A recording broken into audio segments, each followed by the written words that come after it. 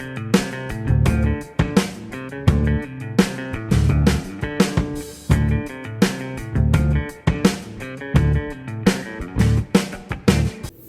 what's up, everybody? Gonna do a classic rock reaction, man. This is Led Zeppelin. What we're doing here is we are going to redial and go all the way back and start from the beginning. And what I'm doing here is I'm fulfilling a promise made to a number of folks who have been requesting that I do full album reactions. Of course, I've gone through this entire album, but only as individual song reactions. And as of late, a number of folks have been asking, hey, you know what? You still really haven't actually had that full album experience from beginning to end. And especially that we haven't actually have you shared that with us. So could you please do full album reactions of all the Led Zeppelin albums from beginning to end? Well, I've got 4 behind my belt already. So I'm basically just going to start from the beginning and just finish those that I have not done full album reactions for. So that's why we're doing this, man. So without further ado, let's hit this up, man, going all the way through. Led Zeppelin 1, full album reaction. Stick around for the review. I know I'm going to have a lot of shit to say for sure. Led Zeppelin 1, full album reaction. Let's get it.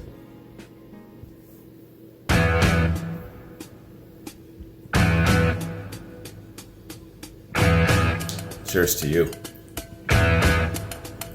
Led Zeppelin fan.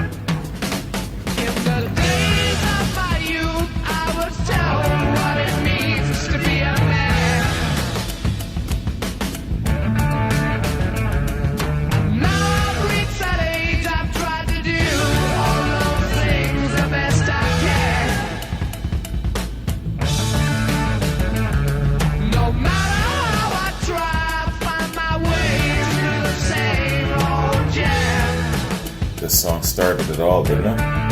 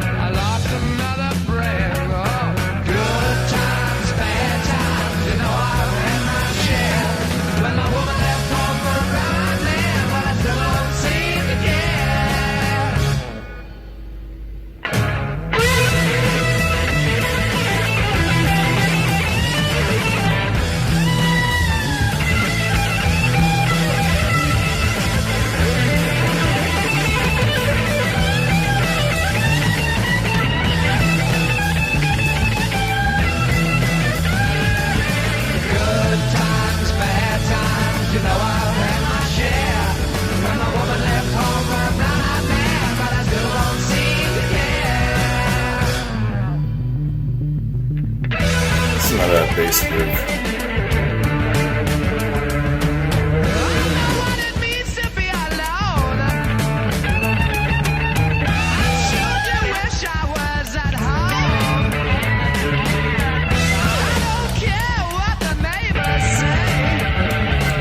And that shit John Bonham is doing.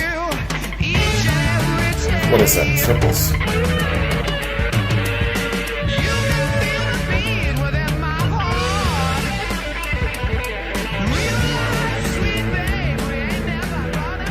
This song represents a great coming together of 4 unique forces, doesn't it?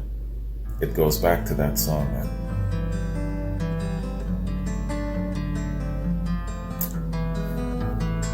And then there's this shit.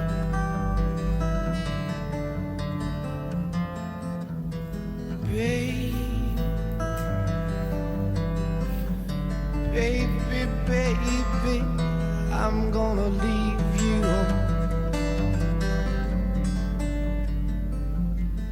I said, baby,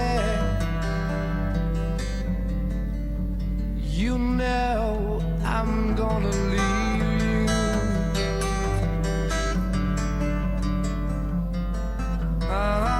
Leave you in the summertime. Leave you when the summer comes rolling. Leave you when the summer comes along.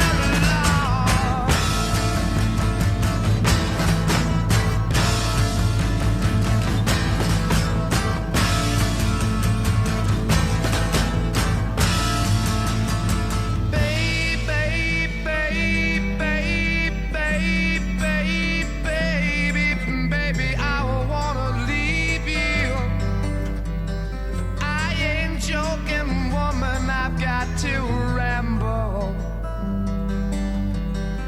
Oh, yeah. Baby, I've really got to ramble. I can hear it calling me the way it used to do.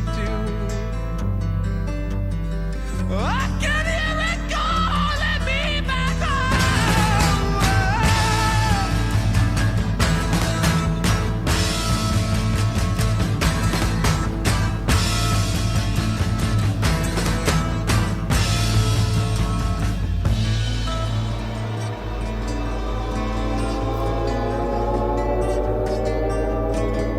I like how this part builds.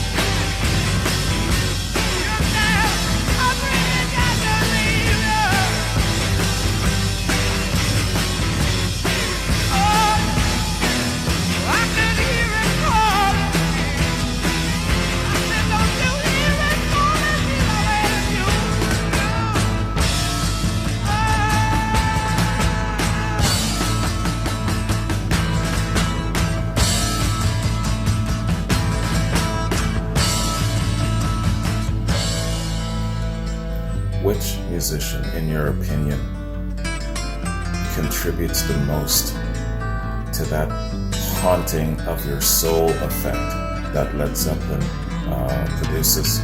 You know what I'm talking about. I know I'm never gonna leave you, babe. Which musician?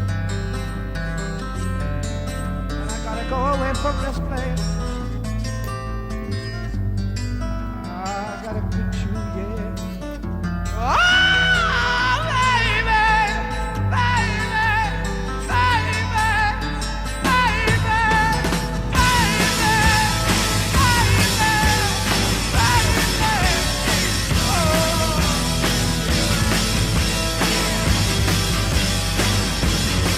don't you hear it calling? Woman,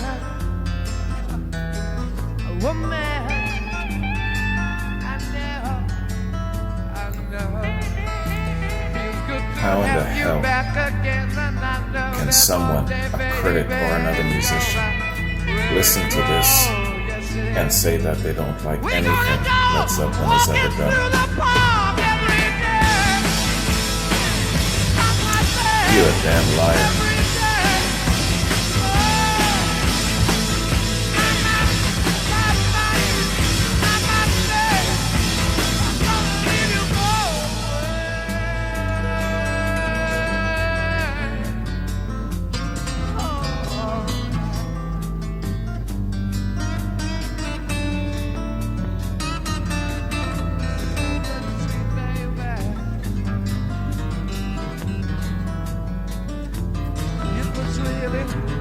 Really good.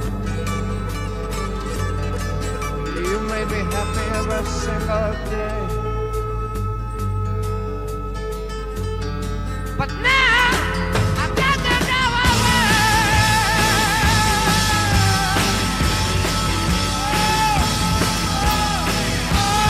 This song gives me some serious feels.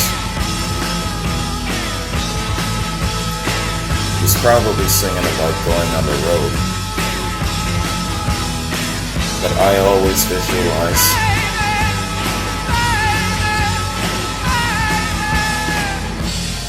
a soldier going away to battle. That's when it's calling me. I said that's when it's calling me back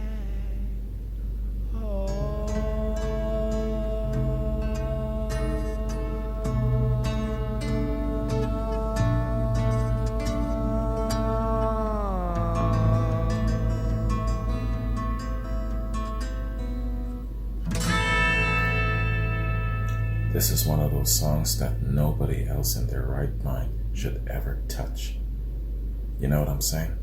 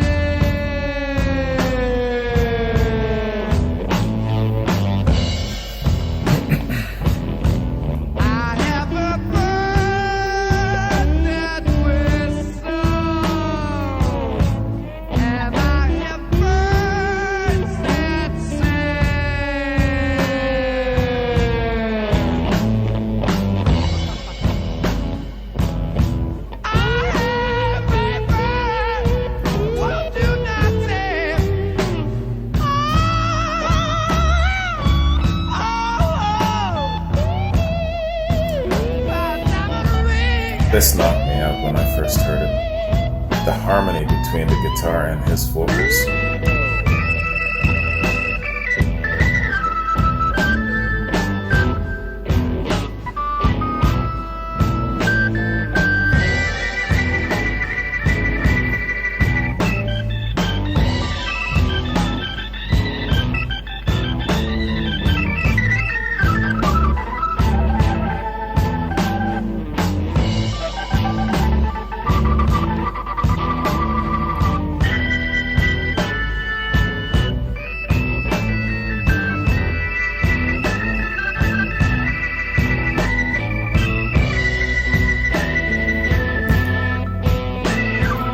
Great John Paul Jones. Tickling those bastards.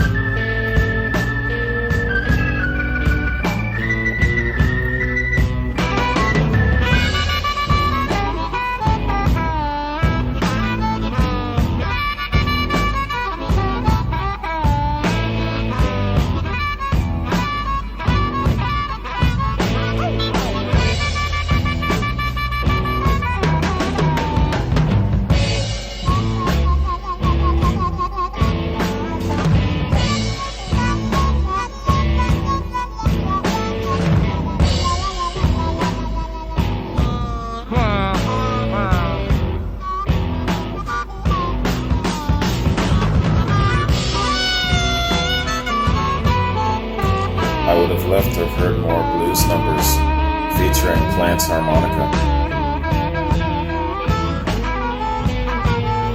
Red clear.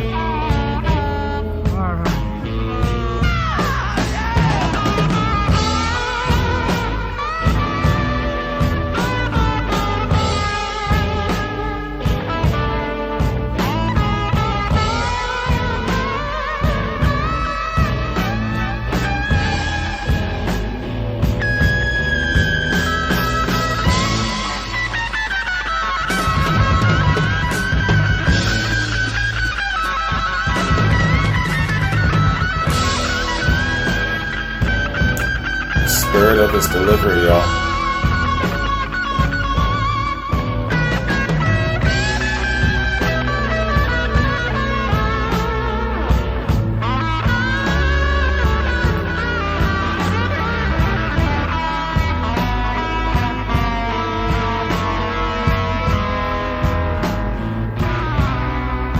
You know you shook me, Damn. baby. You shook me all night long. I know you really, really did, babe. I said you shook me, baby. You shook me all night long.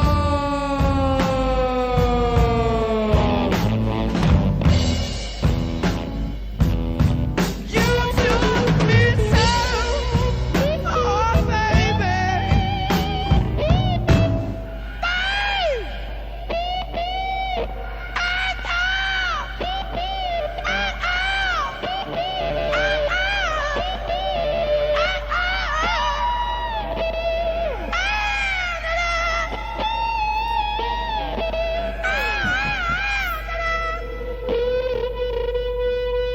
When I played this for my dad,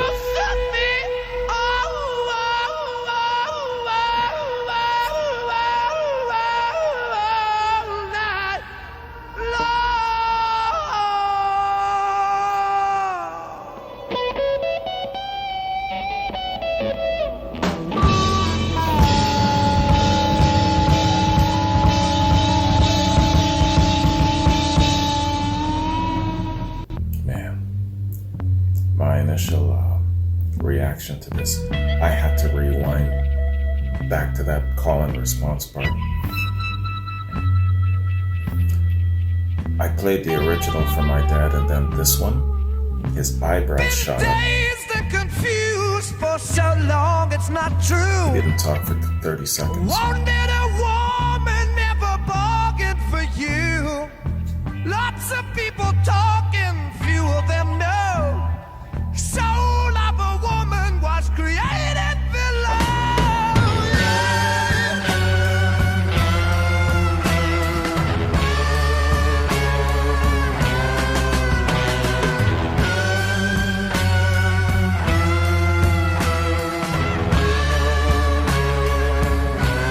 You hurt and abused, telling all of your lies.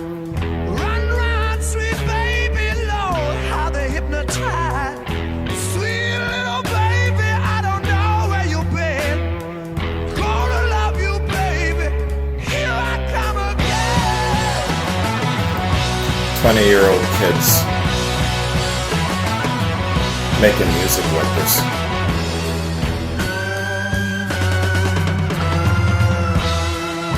Incredible.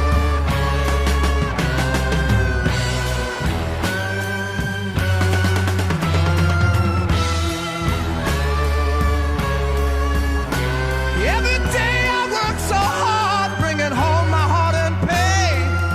Try to love you, baby, but you push me away. Don't know where you're going.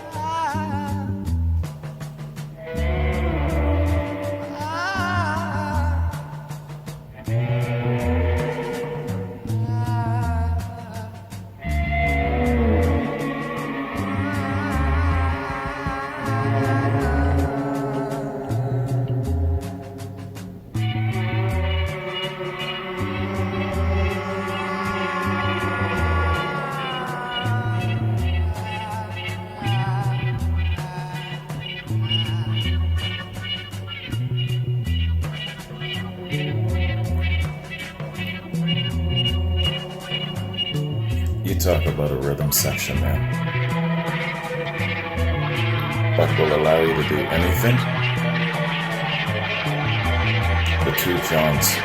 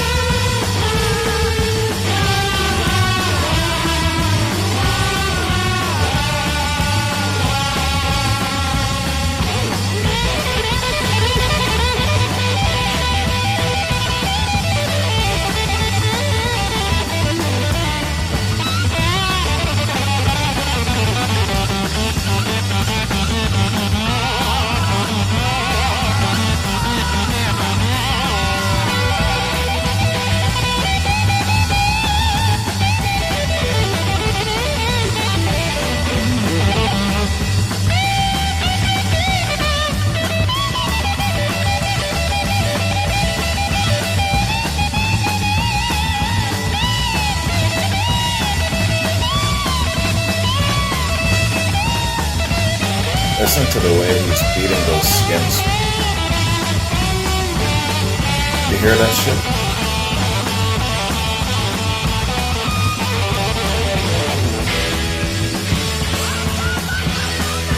Man.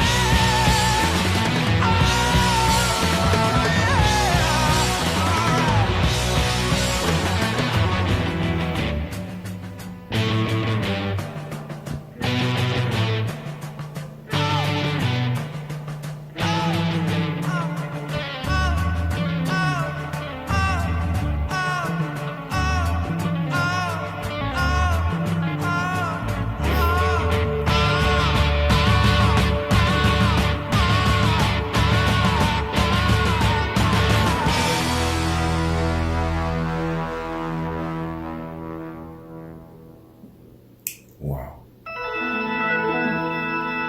That's a punch in the head, isn't it? You hear that shit for the first time? This album, every album has its own unique signature. The signature of this album is that it's haunting. It's the most haunting of Led Zeppelin albums. If you're a fan, I don't even have to explain what I mean. Which one of these songs haunts you the most off of this album? And which musician do you believe contributes the most to that sense of being haunted? You know what I'm talking about. Answer that for me.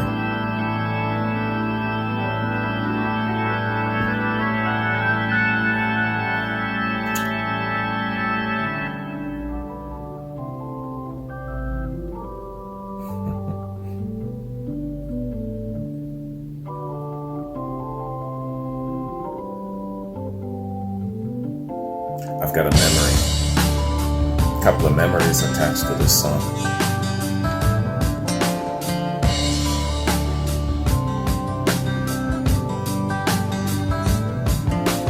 Lying, cheating, hurting, that's all you seem to do.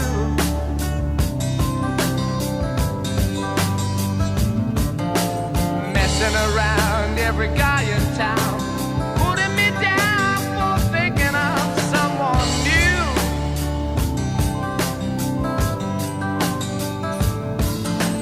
Always the same, playing your game, drive me insane, trouble's gonna come to you.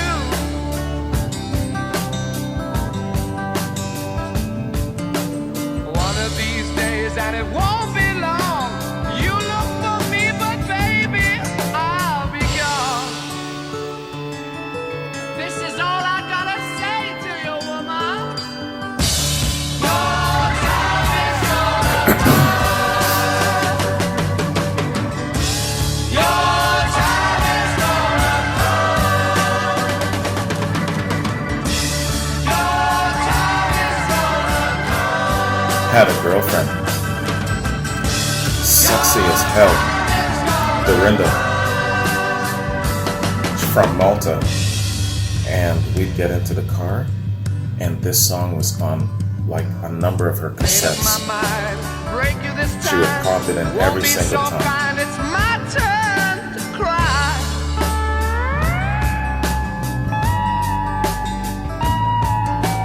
Do what you want, I won't take the brunt. It's fading away, can't feel you anymore.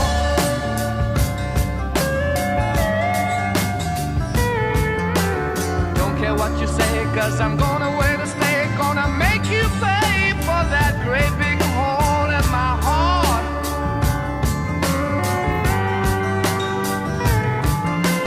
People jumping all around, watch out, woman, no longer is it you're gonna be on my heart. You've been bad to me, woman, but it's coming back home to you. Your time is gonna come. Your time is gonna come. Your time is gonna come. Your time is gonna come. Your time is gonna come. There was a time I was gonna skip this song because I already knew it. My buddy Paul lost his mind. He threatened to slap the black off of me if I didn't do a proper review of this song, even though I'd heard it. That's when I realized that I can't skip any Led Zeppelin song.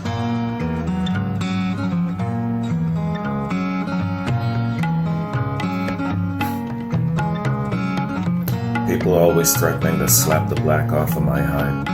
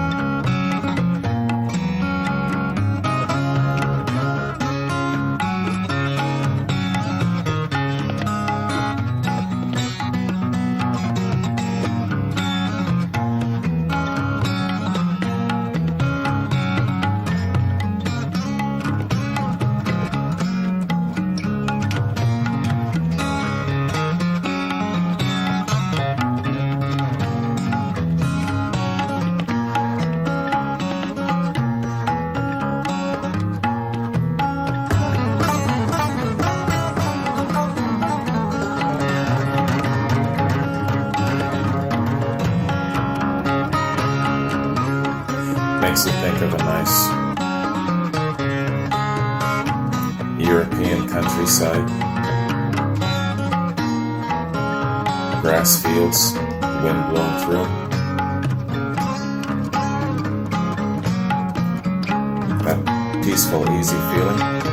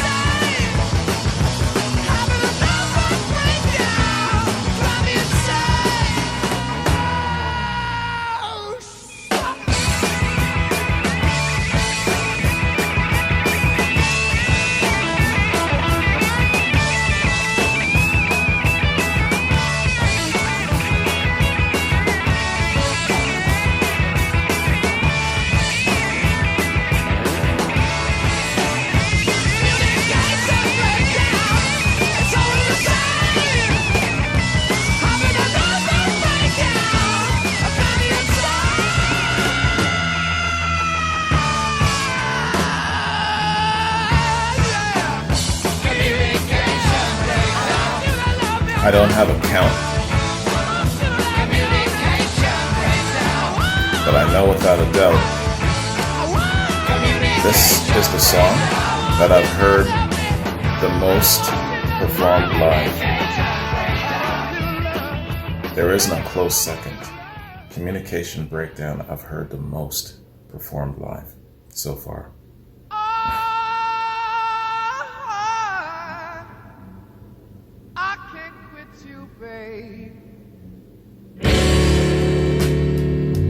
So I'm gonna put you down for a while.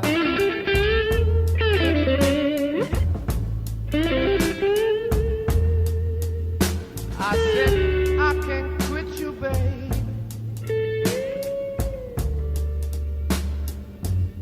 I guess I got to put you down for a while.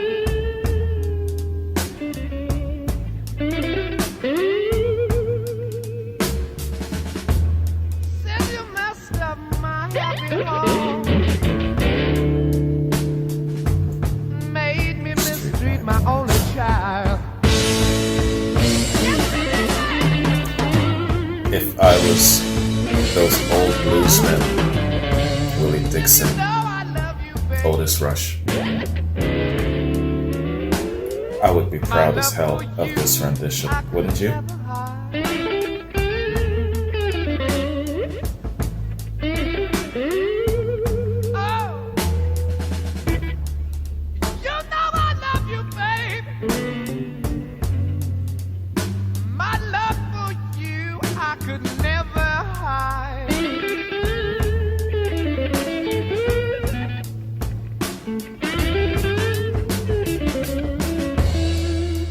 When I feel you near me, little girl,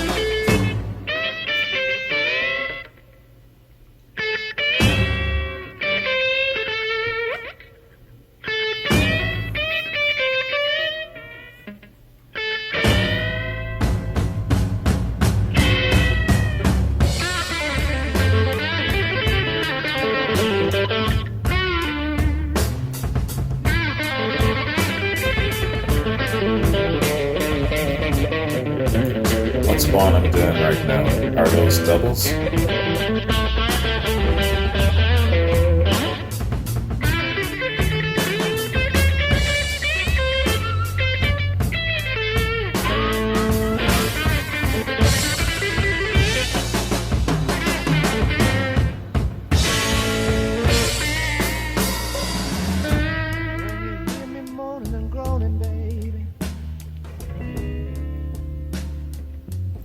You know it hurts me deep down inside.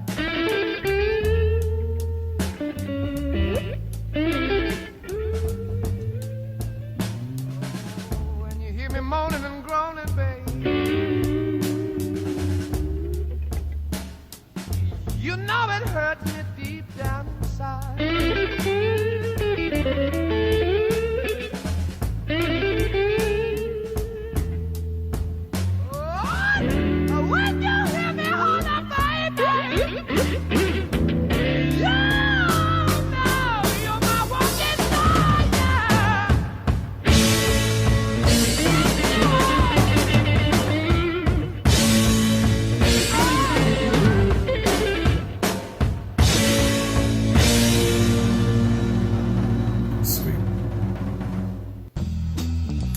I also like the rendition of this song on Coda.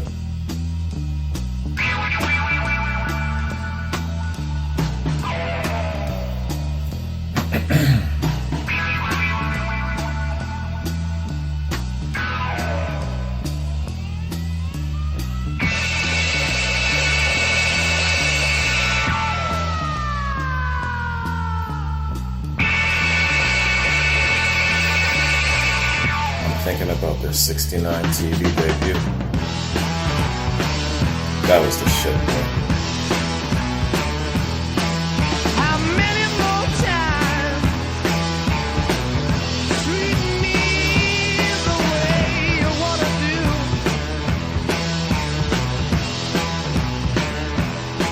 How many more times treat me the way you wanna do?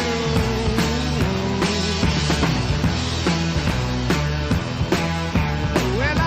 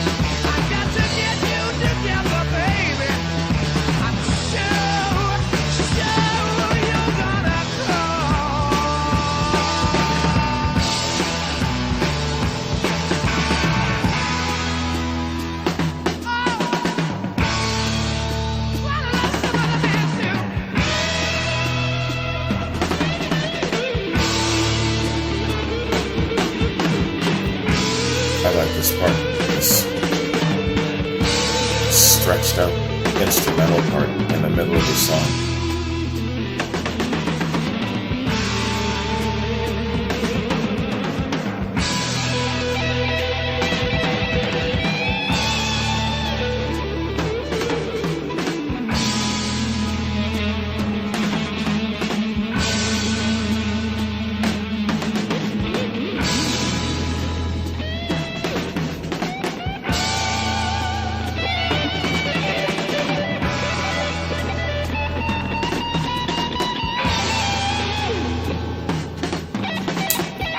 Down bottom.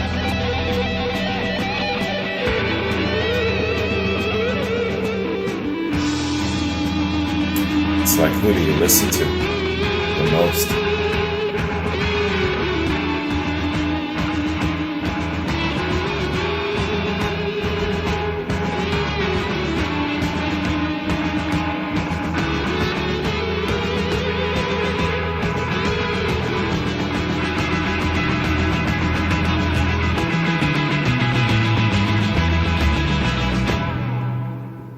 Nice bass groove there.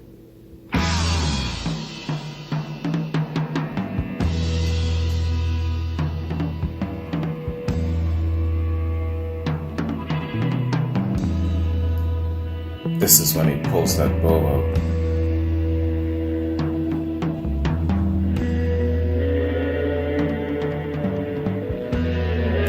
I think it's 2 songs where he uses the bow. I was a young man, I couldn't resist. Started thinking it over, just what I had missed.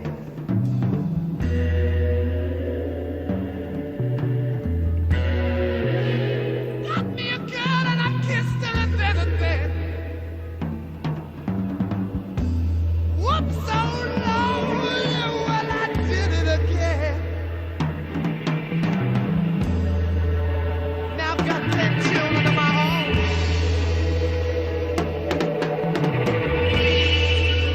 I got another child on the way that makes 11. But I'm in constant heaven. I know it's all right in my mind.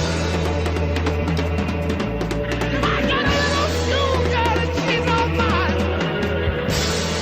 I can't get through to her 'cause it doesn't forbid. Cheaper by the dozen. But I'm gonna give her everything I've got to give.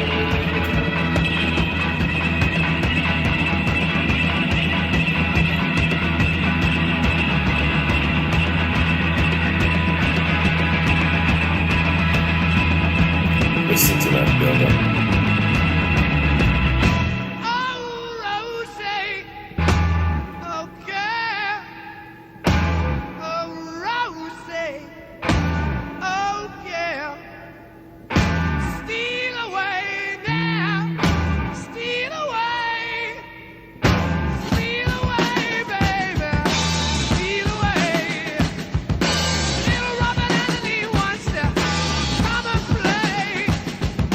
Why don't you come with me, baby? Steal away. Robert Anthony Plant. All right.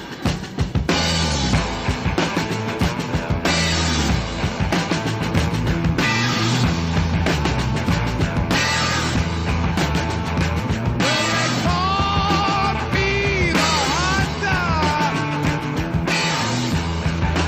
That's my name.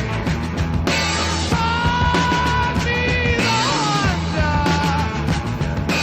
How I got my fame. Ain't no need to hide. Ain't no need to run. 'Cause I got you in the sights of my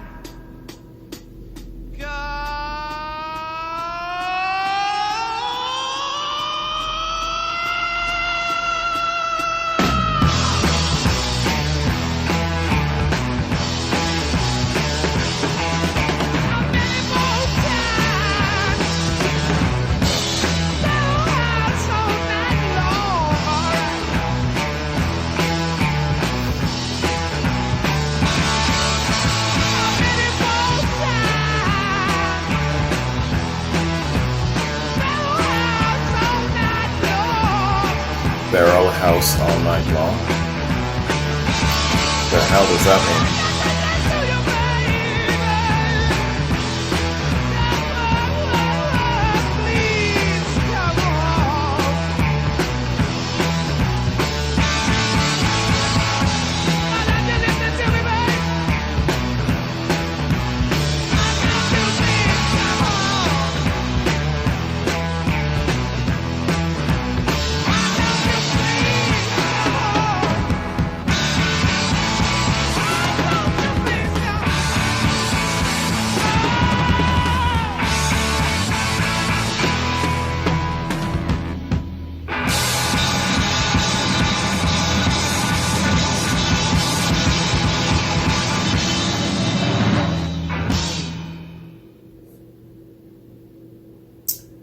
Oh my God.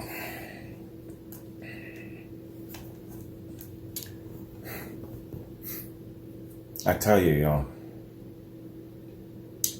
this album, and yes, I hear you. You're a Led Zeppelin fan. I listen to what you say. I've stopped doubting and stuff like that. The whole album experience is absolutely necessary. I get what you're saying, man. I hear you. It's very, very important. There are certain artists, I'm thinking of Floyd, I'm thinking of Zeppelin. You must hear it from beginning to end without interruptions, not bouncing from one song to another, stretched out over a period of weeks. Good exposure, but the true experience of it all from beginning to end. You're going to miss the feel, you're going to miss the journey, you're going to miss the emotional content, you're going to miss it all if you don't do the full album from beginning to end. Yes, I will do physical graffiti from beginning to end. I'm going to sit my ass down here, and I know it's going to take a decent 3.5 to 4 hours. Because you know me, I got to do the review process, and I got to run my damn mouth. That's going to happen though. So beware, get ready. But this album, every album has its own unique feel and vibe to it.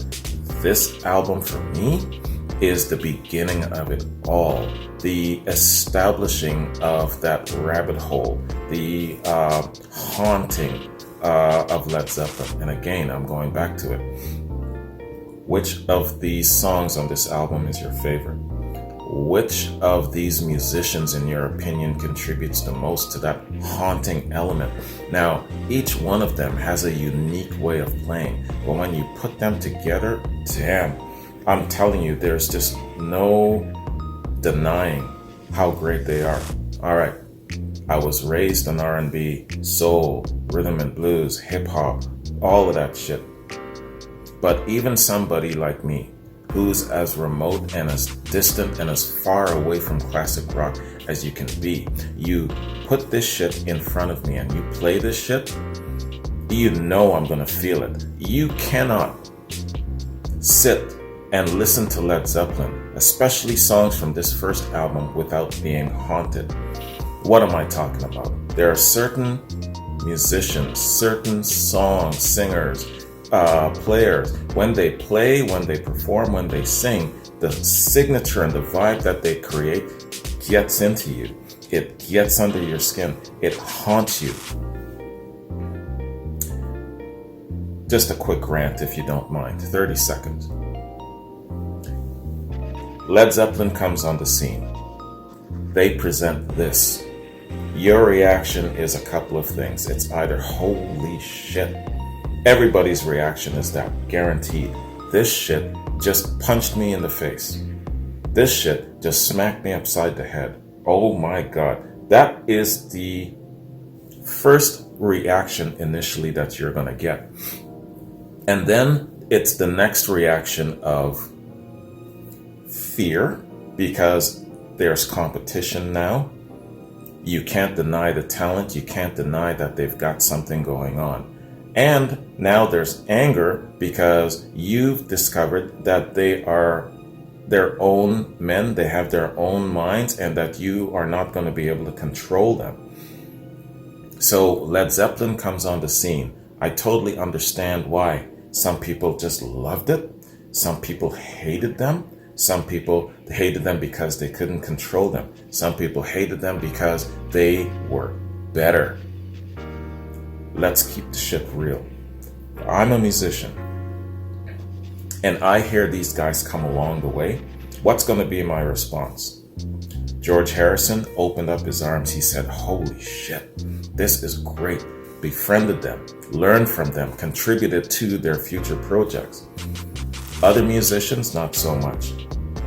Some will say some shit like, no, I don't like them. I don't like anything they do. I don't like anything that they stand for. I don't like jealousy and fear. That's what that was.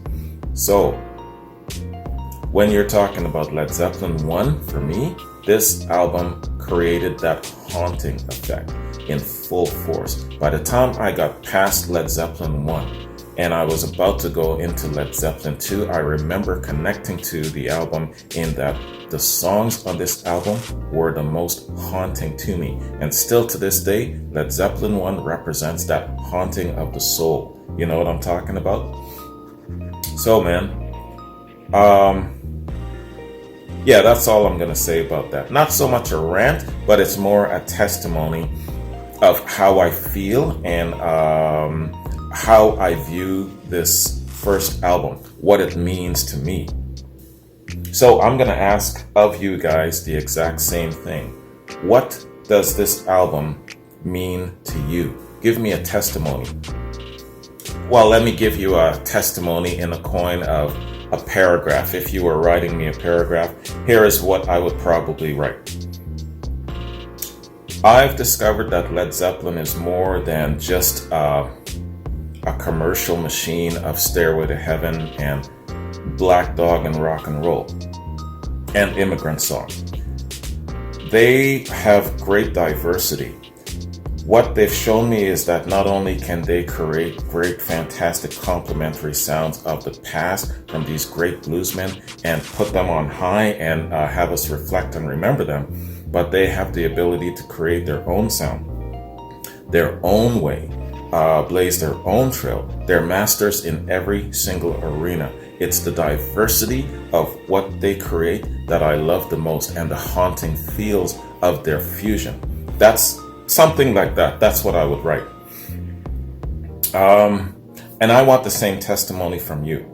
And let me get raw on you. I got liquid courage because I've been sucking this sugarcane rum back all day. So I'm drunk with this shit. Let me get raw on your ass. If you have watched me for more than a couple of reactions, you owe me, right? You don't have to be a patron. You don't have to be even a subscriber from the very, very beginning, right? But you owe me at least a testimony, because you have been watching me probably for 2.5 years, going on to 3. And if you have watched me that long and you have not contributed to my channel in the capacity of even giving me a like or especially a testimony or a comment, that makes you, let's just say that I don't appreciate that. You owe me. So if you're watching me right now and you're listening to me and you're enjoying what I do and you have any kind of consideration towards me and what I provide, you owe me. So I want you, just one time alone, if you're not very comfortable with writing, if you're shy socially or whatever the case is, I don't care. Because if you've watched me more than a few times and you appreciate my Led Zeppelin reactions and reviews, you owe me that much. Give me a testimony. That's all. Just write something and you don't ever have to do it again. I won't ask you ever again. But as a Led Zeppelin fan that I am now, and as a Led Zeppelin fan that you are, appreciating what I do, you owe me that at the very, very least. So write me a little testimony of what Led Zeppelin means to you, what especially this album means to you, in a sense of, yeah, man, this was the first album I listened to. When I listened to this, I got the feels of this impression. It doesn't matter if it is the same testimony from other people's or whatever the case is. This is just you personally, how you feel. But you owe me that, right? If you've watched me and if you've seen my reactions, especially dealing with Led Zeppelin, you at least owe me that shit. Like I said, you don't have to be a patron and you don't have to be a subscriber from the get. Let's talk about patrons. I've got 130 patrons. It fluctuates between 130 to 150. More than half of my patrons don't even request or recommend a reaction from me. Some do, and many do not. They're here just because they appreciate what I do and they want to show that support, by helping me out financially, helping me pay for my Vimeo account and whatnot, right? But they are not asking anything of me in return. And that's cool, that's fine. Every single patron is different. Where it comes to the viewer who has watched me more than a couple of times, especially my Led Zeppelin reactions, I will never ask anything of you again except this one time. I want a testimony from you of what and how you feel about Led Zeppelin, especially this first album. If you were old enough and you were back in the day and you said, holy cow, here I was minding my own business one day and a buddy of mine put on this LP. Where were you? Who were you with? How did it make you feel the first time? That's give me either a story like that or give me a testimony of what they mean to you. Because let me tell you something. These guys are elemental. Whether you like them or you don't, whether you get the idea of what they are or you don't get the idea, for a fact that they are very, very elemental on the scene of music. So much so that they were just as influential in the 70s as the Beatles were in the 60s. Think of that, right? And anybody who says, well, they're not great, they're not this, they're not this, they're not that, that's fine, you have your opinion, but you know that you're wrong. Because if 1 million people could stand there and say, and then there's only 1 or 2 out of those 1 million people that says nay, nay, nay, something is amiss here. I'm not saying that you have to forcibly like Led Zeppelin, but if you say something like, I don't like a single thing that they've ever done, and I don't like them just because they're too whatever, then I think that you're a liar, How could you not like a single song that Led Zeppelin has never done? I think that you're a damn liar. Anyway, I'm going off. Half of it is the sugarcane rum. The other half is me. But listen, I'm serious. I want you guys to give me a testimony. I don't care if you've been with me from the get. I don't care if you're brand new on the scene. If you are coming back for whatever the reason is, and you've seen more than one Led Zeppelin reaction from me, and you're deliberately coming to check out a Led Zeppelin from me 2 times, 3 times, whatever that qualifies, you owe me. Give me a testimony, all right? That's all I'm going to ask. Don't just sit there and watch me. There's 20,000 of you, right? So I want 20,000 testimonies. Don't write me a book, but write me a short paragraph, even 2 or 3 sentences. That's enough. I gave you an example too. So give me a testimony of why you like Led Zeppelin, what they mean to you, and especially this particular album. When you first heard it, I'm assuming it's the first that you've heard from Led Zeppelin. Give me your account of how you felt, right? So, let's do this. Liquid Courage, you gotta love it. Led Zeppelin, debut album. Let's go into the review portion right now. And this is my point break to let me know, in case this doesn't make it onto YouTube, I'll split it in the middle right here, and it'll give it a better chance the next time around. All right, let's review this, man. Wikipedia. I gotta stop drinking this stuff. Sober up a little bit. One more sip.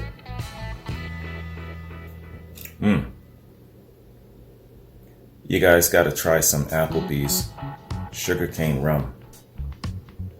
All right, Led Zeppelin. Led Zeppelin is the debut album by English rock band Led Zeppelin. It was released on the 12th of January in '69 in the US and on the 31st of March in the UK by Atlantic Records. The album was recorded in September and October of '68 at Olympic Studios in London, shortly after the band's formation. It contains a mix of original material worked out in the first rehearsals and remakes and rearrangements of contemporary blues and folk songs. The sessions took place before the group had secured a recording contract and totaled 36 hours. They were paid for directly by Jimmy Page, the group's founder, leader, and guitarist, and Led Zeppelin's manager, Peter Grant, and cost £1,782, equivalent to $29,546 in 2019. They were produced by Page, who as a musician, was joined by band members Robert Plant, John Paul Jones, and John Bonham. Percussionist Viram Jasani appears as a guest on one track. The tracks were mixed by Page's childhood friend Glenn Johns, and the iconic album cover showing the Hindenburg disaster was designed by George Hardy. Led Zeppelin showed in the group's fusion of blues and rock and their take on the emerging hard rock sound was immediately commercially successful in both the UK and US, reaching the top 10 on album charts in both countries, as well as several others, while it reached number 1 in Spain's albums chart. Many of the songs were longer and not well suited to be released as singles for radio airplay, and Page was reluctant to release singles, so only one single was released, Good Times, Bad Times, backed with Communication Breakdown. I never knew that. I believe on the second album, the only single was Whole Lotta Love, wasn't it?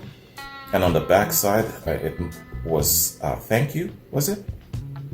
Correct me if I'm wrong.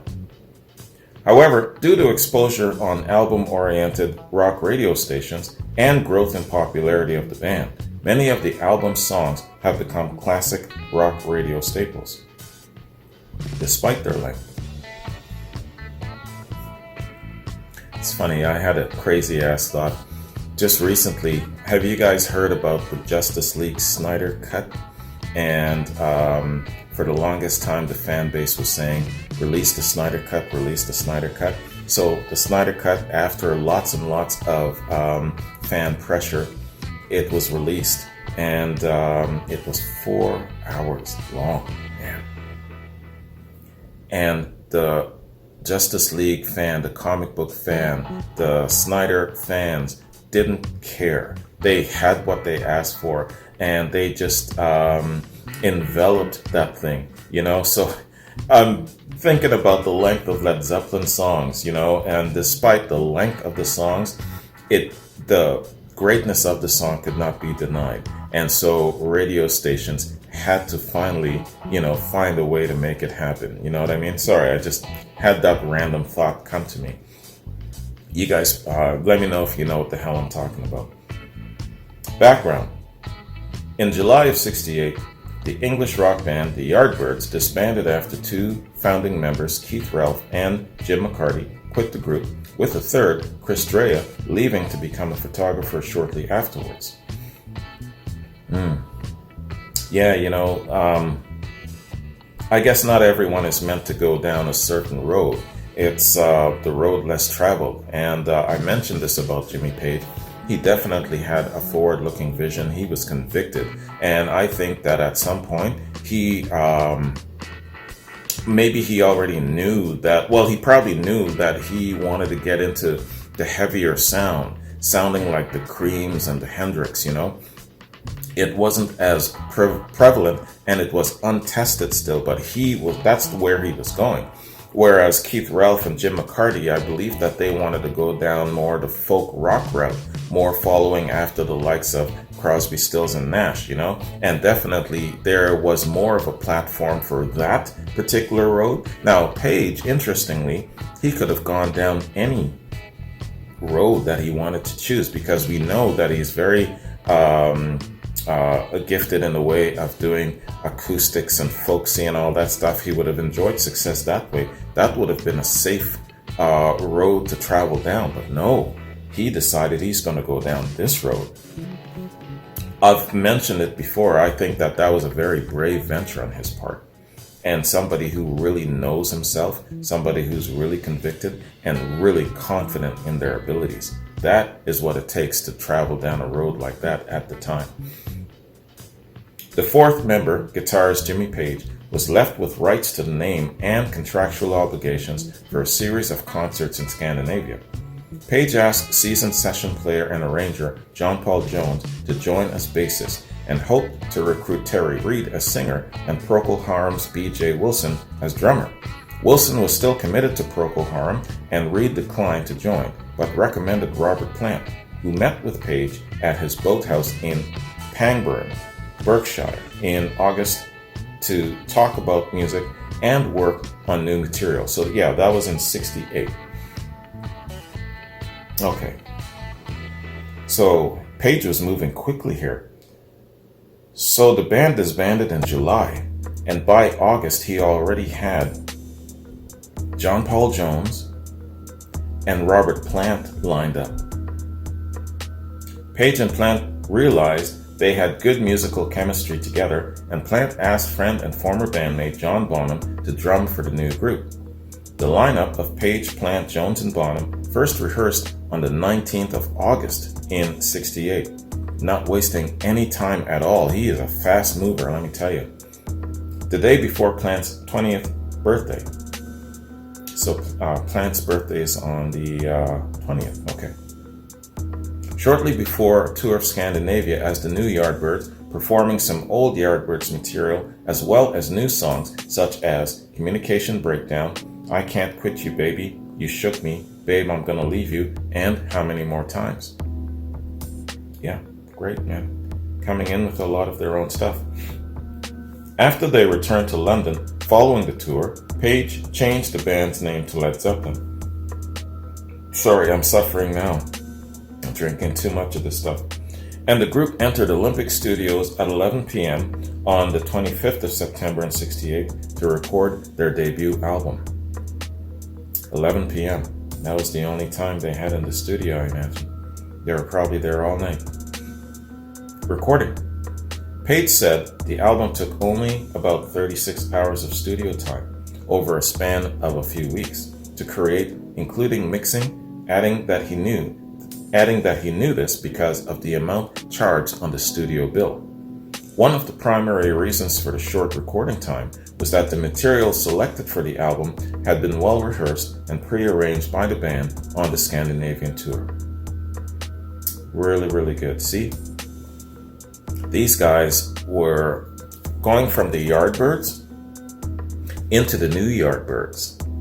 They hit the European circuit, became notable, established a following, came back to Europe, went straight into the studio and released an album. So they were on top from the very get. They were taking the advantage of the Yardbird platform that was already established, re-establishing themselves in their own rights while they're on the circuit, getting that fan base going, and then going straight into the studio and releasing an album immediately. So they were on top from the very get, you know? Wow. Great, great history here. The band had not yet signed a deal, and there was no record company money to waste on excessive studio time. Page and Led Zeppelin's manager, Peter Grant, paid for the sessions themselves. Yeah, see? Page and Grant knew exactly what they were doing, where they were going, had so much conviction that they basically put that money out themselves. And back then, it's the equivalent of like $30,000, man. The self-funding was important because it meant they could record exactly what they wanted without record company interference. There's the rub. Doing exactly what they wanted to do. If they had signed with anyone else that didn't give them creative freedom, the sound of Led Zeppelin would have been really, really diluted, and it might not have sounded like the Led Zeppelin that we know. Could you imagine? So not only is this guy Page bold and brave, but he's very, very smart. He has been around long enough to watch and pay attention, and he plotted a course of how to navigate through all of this stuff and how to get that unique sound that he wanted to create to us. It takes some very, very smart planning and a very forward-looking individual, man. For the recordings, Page played a psychedelically painted Fender Telecaster, a gift from friend Jeff Beck after Page recommended him to join the Yardbirds in '65, replacing Eric Clapton on lead guitar. Production. Led Zeppelin was produced by Page and engineered by Glenn Johns, who had known each other since they were teens in the suburb of Epsom. According to Page, most of the album was recorded live, with overdubs added later. Page used a distance makes depth approach to production. He used natural room ambience to enhance the reverb and recording texture on the record, demonstrating the innovations in sound recording he had learned during his session days. At the time, most music producers placed microphones directly in front of the amplifiers and drums. For Led Zeppelin, Page developed the idea of placing an additional microphone some distance from the amp, as far as 20 feet, and then recording the balance between the two. Page became one of the first producers to record a band's ambient sound, the distance of a note's time lag from one end of the room to the other. That's what we were hearing when they were going back and forth with the vocals and the guitar there at the end of You Shook Me. Because of the live recording, some songs had Plant's vocals bleed onto other tracks. Page later stated that this was a natural product of Plant's powerful voice, but added the leakage sounds intentional. On You Shook Me, Page used the reverse echo technique. It involves hearing the echo before the main sound instead of after it, and is achieved by turning the tape over and recording the echo on a spare track, then turning the tape back over again to get the echo preceding the signal. Wow, man.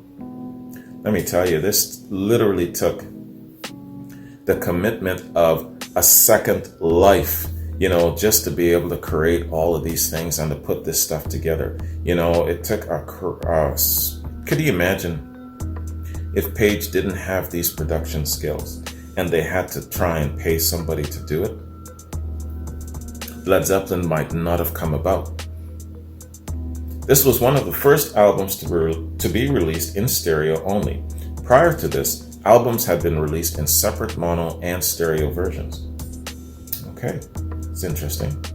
One of the first albums to be released in stereo. Composition. The songs on Led Zeppelin came from the first group of rehearsals, which were then refined on the Scandinavian tour. The group were familiar with the material when they entered into the Olympic studios to start recording, a reason the album was completed so quickly. Plant participated in songwriting, but was not given credit because of unexpired contractual obligations to CBS Records. He was retroactively given credit on Good Times, Bad Times, Your Time Is Gonna Come, Communication Breakdown, Babe, I'm Gonna Leave You, and How Many More Times. Writing at a very young age, man, 19, 20 years old. Unreleased material. 2 other songs from the Olympic sessions, Baby Come On Home and Sugar Mama, were left off the album. They were released on the 2015 reissue of the retrospective album Coda. I've said it back then and I'm saying it now. If Baby Come On Home had been released back in the day, that would have been a huge, huge hit. A huge hit, let me tell you. It's as if it's, and sorry for the comparison, I hear, like back then, Aretha Franklin was really popping with Natural Woman. You played this song in and around that period of time, it would have gotten that big of a boom. Really, I think, and Natural Woman is it her biggest hit? But anyway, I sometimes feel that Page, in his early youthful vocal delivery, could rival that of Aretha Franklin, if not surpass her. Don't hate the player, hate the game, right? So don't hate me for what I just said. But his range back then were unmatched by everybody else. You know that I'm right? Even the likes of Aretha. As much as I love Aretha, I think that Page could sing Natural Woman and she could sing Baby Come On Home. But of course, between the two, Page is the better singer, mainly because of the range that he could reach and the emotions that he could really, really lean into. Sorry for saying it, but I just said it. I can't take it back. I won't. Artwork. The image of the Hindenburg airship, seconds after catching fire on the 6th of May, 1937, was used as the Led Zeppelin album cover. Led Zeppelin's front cover, which was chosen by Page, features a black and white image of the burning Hindenburg airship photographed by Sam Shear on the 6th of May, 1937, during the Hindenburg disaster. The image refers to the origin of the band's name itself. When Page, Beck, and The Who's Keith Moon and John Entwistle were discussing the idea of forming a group, Moon joked, quote, "It would probably go over like a lead balloon." And Entwistle reportedly replied, "Yeah, like a Led Zeppelin." The back cover features a photograph of the band taken by Drea. The entire design of the album sleeve was coordinated by George Hardy, with whom the band would continue to collaborate for future sleeves. Hardy himself also created the front cover illustration, rendering the famous original black and white photograph in ink using a rapidograph, technical pen, and mezzotint technique. Hardy recalled that he originally offered the band a design based on an old club sign in San Francisco, a multi-sequential image of a Zeppelin airship up in the clouds. Page declined though, but it was retained as the logo for the back cover of Led Zeppelin's first two albums and a number of early press advertisements. The first UK pressing featured the band name and the Atlantic logo in turquoise, when it was switched to the orange print later that year. The turquoise printed sleeve became a collector's item. Who's got the turquoise printed sleeve? Let me know. The album cover gained further widespread attention when, at a February 1970 gig in Copenhagen, the band were billed as the Knobs, as the result of a legal threat from aristocrat Eva von Zeppelin, a relative of the creator of the Zeppelin aircraft. Von Zeppelin, upon seeing the logo of the Hindenburg crashing in flame, threatened legal action over the concert taking place. In 2001, Greg Koch wrote in Rolling Stone that, quote, "The cover of Led Zeppelin shows the Hindenburg airship in all its phallic glory going down in flames. The image did a pretty good job of encapsulating the music inside, sex, catastrophe, and things blowing up," unquote. This is a very, holy cow, there's a lot more to read here. Okay, I'm going to jump around. I'm going to skip over a whole bunch of what the critics are saying, and because there's just so much body here where it comes to critical reception and legacy. But I won't be reading much longer. Let's read about another 2 or 3 paragraphs. This is good stuff, though, isn't it? This is good history, man. Rock journalist Cameron Crowe noted years later, "It was a time of supergroups, a furiously hyped band who could barely cut it, and Led Zeppelin initially found themselves fighting upstream to prove their authenticity." Yeah, I can see that. Lots and lots of competition. And then these guys came through, and maybe first take was like, "Who the hell are you guys, you know? You're going to peter out. You're not going to make it to your second album. Okay, you made it to your second. You're not going to make it to your third," you know? Kind of like that. So I can see that upstream fight. And Rolling Stone being probably at the head of that spear trying to keep them down. Despite shaky press, the album is now considered by some of their fans to be one of the group's best albums. Absolutely. I would put Led Zeppelin 1 in my top 5, easily. My favorite Led Zeppelin album is Led Zeppelin 2, absolutely. But yeah, Led Zeppelin 1, oh man, for sure in my top 5. I haven't actually thought about specific rankings, but definitely in my top 5. And for me, it's Led Zeppelin 2. However, press reaction to the album was not entirely negative. In Britain, the album received a glowing review in Melody Maker. Chris Welsh wrote in a review titled, "Jimmy Page Triumph. Led Zeppelin is a gas. Their material does not rely on obvious blues riffs, although when they do play them, they avoid the emaciated feebleness of most so-called British blues bands." In Oz, Felix Dennis regarded it as one of those rare albums that defies immediate classification or description, simply because it's so obviously a turning point in rock music that only time proves capable of shifting it into eventual perspective. You see? Many people didn't know what to make of these guys. What is that sound? Do I like it? Do I don't?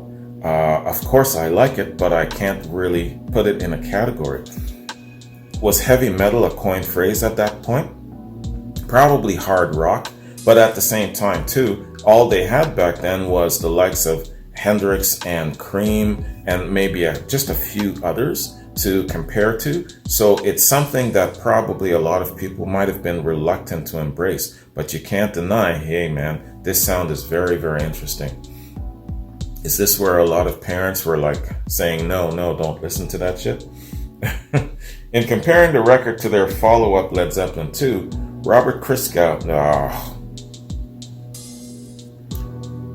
Let's skip this paragraph completely. I do not read anything this fool has to say. Let's go to the next paragraph. To hell with that guy. The album was a commercial success. It was initially released in the US on the 12th of January in '69 to capitalize on the band's first North American concert tour. Before that, Atlantic Records had distributed a few hundred advanced white label copies to key radio stations and reviewers. A positive reaction to its contents, coupled with a good reaction to the band's opening concerts, resulted in the album generating 50,000 advanced orders. The album reached number 10 on the Billboard chart. The album earned its US Gold certification in July of '69. Yeah, wow. All of that, despite being shunned by Rolling Stone and contemporary critics and having to build up word of mouth and all of that, still getting a gold certification, just a couple of months after release. You can't be denied. It doesn't matter who doesn't like you. It doesn't matter if you don't have the support of notable people that will help you, give you a leg up or all of that sort of thing. If your shit's good and you know your value and you know your worth, you can't be denied. In the end, that's what it's really all about. Hate them if you want, despise them if you want, hate them because you can't control them, hate them because you're in denial of their talent, you don't like a single thing that they've ever done, which makes you a liar. Whatever the case is, they can't be denied because they were that damn good. Ultimately, that's what it's all about. Very brave, very strong, very bold. Boldly go. That Star Trek saying? That's boldly go where no one has gone before. Yeah, we're beating our own trail and we're going this way. I'm glad the other members had enough faith in Page to follow him. When I was in the Navy, I was watching the Thunderbirds once doing their thing. And I remember hearing this crazy story about one time some of the Thunderbirds crashed into the ground. And the leader, or the rest of the body of the formation following that leader, they will follow him into the ground. They will not break off no matter what. Even if they know that they are they had to have known that he maybe made a miscalculation, a split-second miscalculation, and they knew that they were crashing, right? But they didn't break formation. They followed that leader, you know? That was the craziest story I ever heard, but I understood the level of commitment to the ethic of being a formation flyer. These guys, the other bands of the other guys in Led Zeppelin, they followed Page like that, you know. So hats off to them. You know, like I said, it took a lot of some very large grapefruits on the point of Page and Peter Grant to go in that direction, and also for the other guys to follow them, you know, and allowing themselves to be led in that direction, especially being that young. What, 19, 20? Damn, man. I told you this shit is a science. I'm taking this long just because, like I said, this shit is a science to me.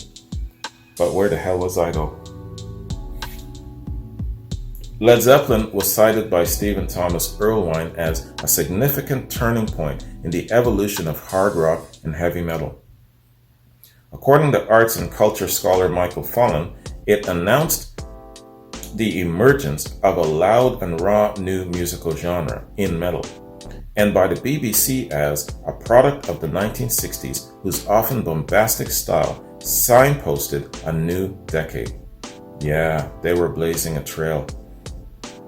This is good history, guys. I can't stop. I can't skip over shit. Sheldon Pierce from Consequence of Sound regarded it as Zeppelin's ode to rock's progressive metamorphosis and the first hard rock domino for their future accomplishments. How true. Its orchestration delves adventurously through hard rock and heavy metal with bluesy undertones that often cause the chords to weep poignantly as if struck with malice. Man, I could never be a music critic because my vocabulary is basically, the height of my vocabulary is like, damn, oh shit, yo, oh damn, yo. There's no way that I'd ever be a decent music critic because I gotta have a seriously complex, advanced vocab. I just don't have that. Listen to this shit again. Its orchestration delves adventurously through hard rock and heavy metal with bluesy undertones that often cause the chords to weep poignantly as if struck with malice. You gotta be a little bit of a poet too, man. That is what makes a good music critic. I get it, I admit it, I would suck at it. The album was described as a brilliant, if heavy-handed blues rock offensive by popular music scholar Ronald Zalkin. Music scholar. Martin Popoff argued that while the album may not have been the first heavy metal record, it did feature what was likely to be the first metal song, Communication Breakdown, with its no-nonsense machine gun between the numbers riffs. I was thinking that of Dazed and Confused, but I can understand why he would see Communication Breakdown as being one of the first metal songs. Okay, I'll stop here, guys, because it then breaks down even more of their accolades. You know, it was regarded as the 29th greatest album on Rolling Stone's 500 of all time. 1,000 albums you have to check out before you die, Grammy Hall of Fame, all of those great accolades about this album. So I'll stop there. I'll spare all of that reading, man. I've done too much reading, but this shit is really, really intriguing. And as a person who likes to say that I'm studying it as a science, yeah, I find it very, very interesting because it's kind of laying out the history. It's telling a story. It's telling me about Page, how forward-looking he was. It's telling me about his drive and his motivation, and that he was fearless in pushing forward. It tells me about the commitment of the other members, including Peter Grant, the fifth member of Led Zeppelin. It tells me that they laid a great foundational structure in order to accomplish success. They had a bulldog who was watching over them, Peter Grant. They had a forward-looking leader in the form of Jimmy Page, who had all of these crazy skills, but knew his worth also as a producer, right? You had these great individual elemental musicians who together cohesively knew that they had an incredible vibe and a sound. Not just a signature sound, but a vibe that came from it, that haunting effect. They knew all of this shit about themselves, I have no doubt. And that's why some people didn't like them. That's why some people were afraid and jealous. That's why some people hated them, because they couldn't be controlled, because they weren't going to get a piece. They weren't going to get a cut. You know what I'm talking about? This read gave me all of that without me really being told. I could read between those lines. It gave me all of that. You know what I'm saying? This is the juice of the fiber that feeds me. This is why I find this shit so interesting.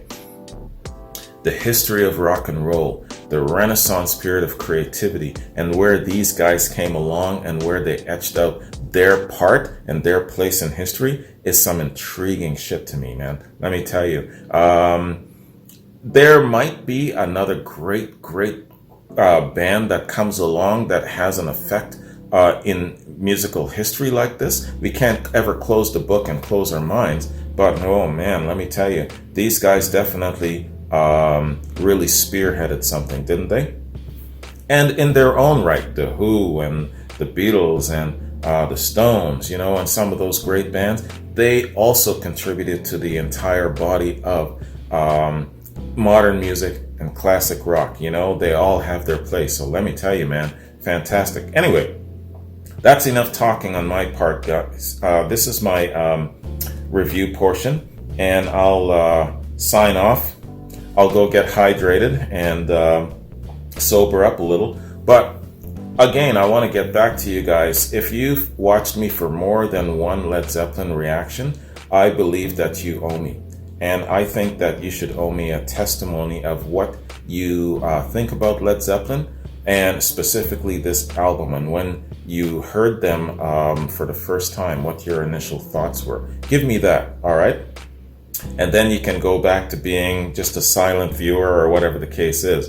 But there's 20,000 of you, so I want 20,000 testimonies, all right? You owe me that, right? If you don't do anything else while you're visiting my channel, while you're a subscriber to my channel, being a subscriber to my channel also comes with a commitment.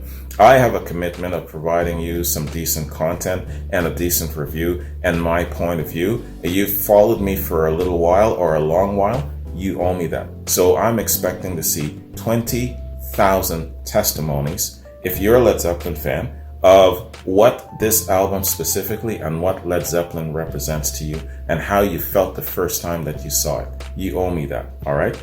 So that's how I feel about that. Liquid courage, man. So going forward, just checking my notes here, I'm going to do some live stuff.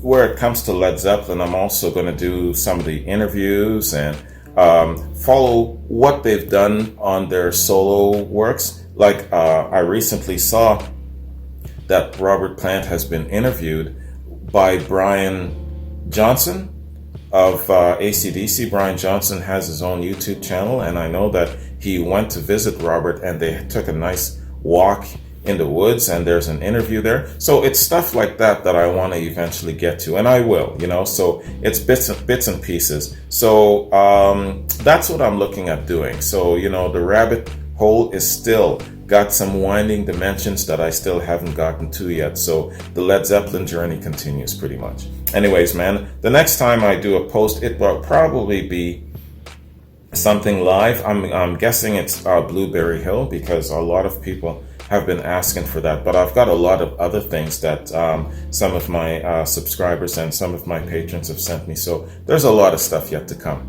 Anyway, thanks for indulging me, indulging my rant, indulging some of my drunken slurring, and hope you guys got something out of this, and I appreciate it.